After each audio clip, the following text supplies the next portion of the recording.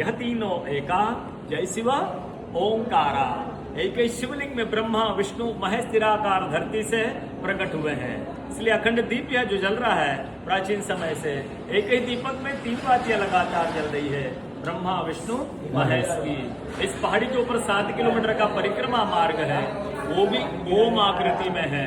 जो पर्वत पे हम प्रभु के दर्शनों के लिए खड़े हैं, ये पर्वत स्वयं शिवलिंग की आकृति में है। चारों तरफ नर्मदा मैया जलहरी बनकर बह रही है।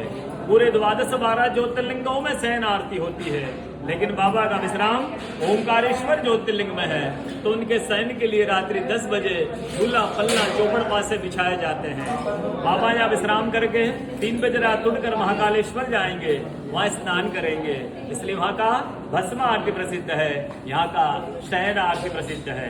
शिव पुराण में भी कथा आती है, महिलाएं 16 सोमवार व्रत करती है, उसमें भी कथा आती है। यहाँ कथा आती है, प्रतिदिन भोलेनाथ आते हैं, माँ के साथ विश्राम करके सुबह ब्रह्म मुहूर्त में उठकर चले जाते हैं। एक दिन जब भोले बाबा माँ के साथ पधारते हैं तो माँ पुजारी से पूछती, पुजारी हमें विश्राम के लिए जा रहे हैं, ये चौपड़ पासे में किनकी जीत होगी? पुजारी बोलते कि आज ही भोले बाबा जीतेंगे। ऐसा बोलकर पुजारी घर चले जाते हैं, भोले बाबा माँ विश्राम के लिए चले जाते हैं। सुबह ब्रह्म मुहूर्त में जैसे ही भोले बाबा माँ बाहर निकलते हैं, पुजारी द्वार पर खड़े रहते हैं। तो माँ पुजारी से पूछती, पुजारी कल मैंने आपसे पूछा था हमें विश्राम के लिए जा रहे हैं, ये चौपड़ पासे में किनकी जीत होगी? आपने कहा भोले बाबा जीतेंगे। भोले बाबा नहीं, मैं जीती हूँ।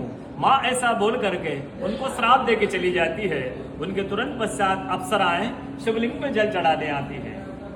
अप्सराएं पुजारी से पूछती, पुजारी अस्वस्थ क्यों हो गए, आप तो ठीक थे। फिर पुजारी बताते हैं, प्रतिदिन भोले बाबा माँ के साथ विश्राम करके चले जाते थे, कल भोले बाबा माँ के साथ पधारे। माँ ने मुझसे पूछ लिया, पुजारी हम विश्राम के लिए जा रहे हैं, ये चौपड़ पासे में किनकी जीत होगी? मैंने कहा भोले बाबा जीतेंगे। भोले बाबा नहीं, माँ जीत गई, माँ मुझे श्राप दे के चली गई।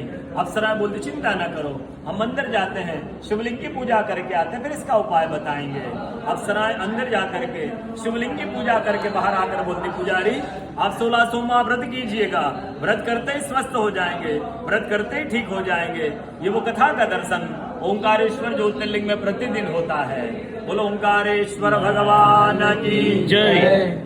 पूरे 12 ज्योतिर्लिंग में ओंकारेश्वर ही ऐसा ज्योतिर्लिंग है जिसके दर्शन के पश्चात कोई महानदी का दर्शन होता है, जिसके तट को छूकर कोई महानदी बह रही है।